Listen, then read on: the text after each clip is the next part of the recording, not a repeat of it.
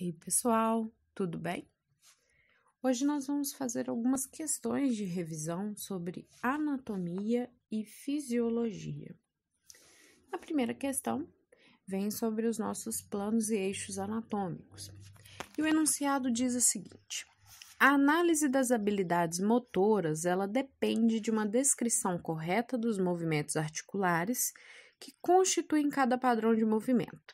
A compreensão desses movimentos articulares em relação ao plano e eixo em que são encontrados é de grande importância para a elaboração de um programa de atividades. Os movimentos ocorrem através de 3 planos imaginários e em eixos perpendiculares ao movimento. E por convenção, os movimentos articulares são definidos com relação à posição anatômica. O plano sagital divide o corpo simetricamente em partes direita e esquerda, e as ações articulares ocorrem em torno de um eixo horizontal ou transversal e incluem os movimentos de. Antes da resposta, exatamente, vamos dar uma relembrada, nos nossos planos e eixos, os principais movimentos. Então, como planos, nós temos 3, o plano frontal, o plano sagital e o plano transversal. O plano sagital, que foi o citado ali, vai dividir em direita e esquerda. O plano frontal, ele vai dividir ali entre anterior e posterior.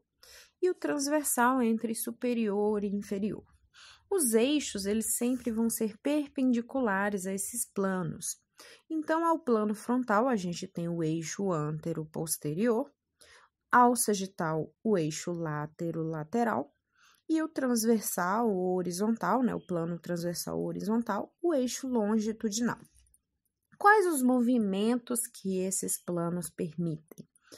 Ao plano frontal, ali com o eixo antero-posterior, nós poderemos realizar a abdução, que é quando o membro se afasta do plano sagital, e a adução, quando ele se aproxima. O plano transversal horizontal com eixo longitudinal, nós teremos as rotações medial e lateral, Quando esse membro ele roda em direção ao plano medial, quando se afasta, lateral. E em relação ao da questão, como podemos ver na imagem ali, nós temos ali, a representação do eixo látero-lateral ou eixo horizontal ou eixo transversal, onde nós teremos justamente o que esse eixo vai permitir? Apenas flexão e extensão, uma vez que nós não podemos movimentar no sentido do próprio eixo. Então, a flexão é quando a gente aumenta o ângulo dessa articulação, aproximando os ossos. E a extensão, a flexão é quando a gente diminui esse ângulo da articulação, aproximando os ossos. E a extensão é o contrário, é quando você aumenta esse ângulo, afastando os ossos. Então, a nossa resposta será A, flexão e extensão. Segunda questão vem sobre o esqueleto humano, lembrando que nós temos ali 206 ossos, E esse esqueleto humano é formado por esse conjunto de ossos que, além de dar a sustentação ao nosso corpo, a forma, do nosso corpo, protege os nossos órgãos internos, fornece pontos de apoio para a fixação dos músculos e pode ser dividido em 2 porções, a axial e a apendicular.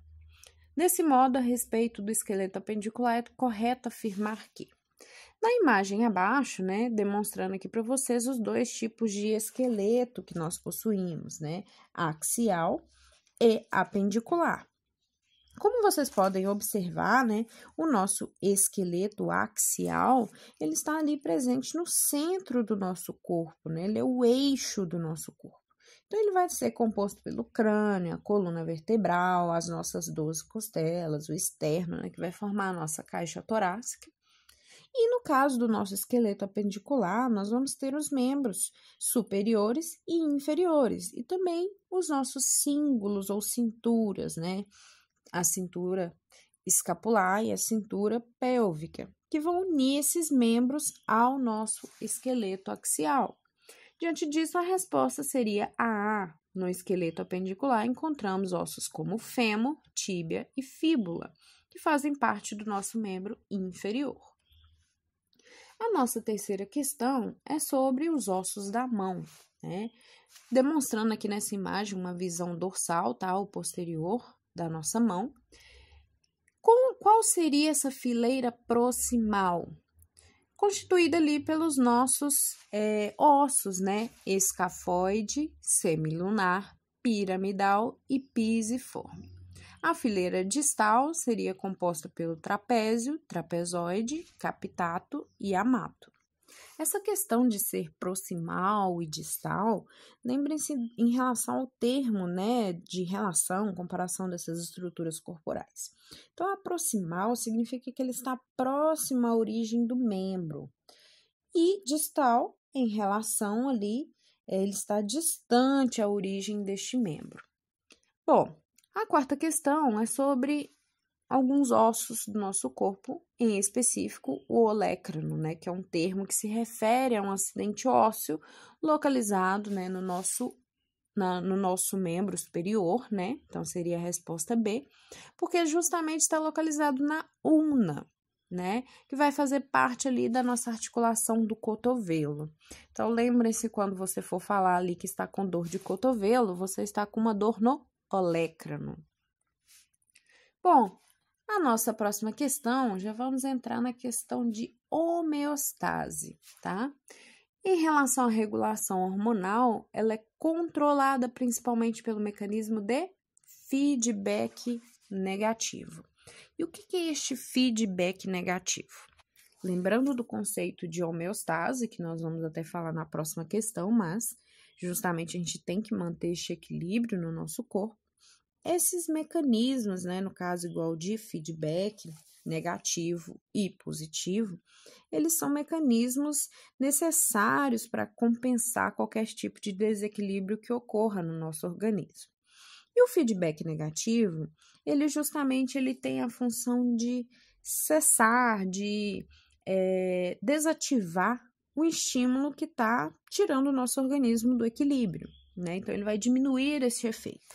Como eu pus aqui na figurinha ao lado, nós temos um estímulo inicial, como por exemplo, os níveis de açúcar no seu sangue. Você fez ali uma alimentação rica em açúcar, né, em carboidratos, e aumentou ali a glucose no seu sangue. Bom, isso vai disparar toda uma resposta, né? No caso, você vai produzir insulina lá no seu pâncreas, essa insulina, ela vai estar ali uma vez ali no seu sangue, ela vai converter essa glicose, né, essa glucose em glicogênio e vai estabilizar esses níveis de açúcar no seu sangue. E aí, a partir disso, essa insulina, né, ela vai cessar, anular, né, essas variações de glicose no sangue. A partir disso, ela vai desativar essa resposta inicial, tá? Isso também pode acontecer em relação, por exemplo, à temperatura, né? Nós temos receptores que detectam variações de temperatura ambiente, seja para o frio, para o calor. E se, por exemplo, você estiver em um ambiente frio, esses receptores vão detectar essa temperatura, né, que está diferente da temperatura corporal interna, né, do seu corpo. E se ela está ali em discordância, né, o ambiente está mais frio, esse receptor, esse sensor, ele vai perceber e vai gerar uma resposta, né, vai enviar ao seu hipotálamo essa sensação, né, de frio, que o ambiente está frio, e aí nós vamos adotar diversas respostas fisiológicas, seja comportamental, como vestir um agasalho, ou, por exemplo, o tremor, né, que justamente a contração muscular vai gerar calor, ou até mesmo vasoconstrição, para que evite, né, a perda de calor para o ambiente. Então, você vai passar menos sangue ali por aquela região para evitar essa perda de calor corporal. Bom, este seria o nosso mecanismo, né, de feedback negativo. E os nossos hormônios, eles justamente vão ser controlados por esse mecanismo. Bom, a última questão vai ser sobre também homeostase. E o enunciado diz o seguinte: existem inúmeras características que nos permitem diferenciar a matéria viva da inanimada. A característica, o ser vivo é capaz de manter a constância do meio interno, é identificada como homeostase. Que é justamente esse conceito que eu comecei a citar, em que nós temos que ter esse perfeito funcionamento, né, dos nossos sistemas ali, para que o nosso organismo se mantenha funcionando adequadamente, né? Então, todos os sistemas, eles têm que manter uma certa constância, por mais que haja algumas variações, eles sempre têm essa capacidade, né, de tentar voltar ao equilíbrio. E isso é homeostase corporal. Bom, gente, por hoje é isso. Espero que tenham gostado. Se gostaram, curtam, compartilham, se inscrevam, tá? Muito obrigada. Um abraço.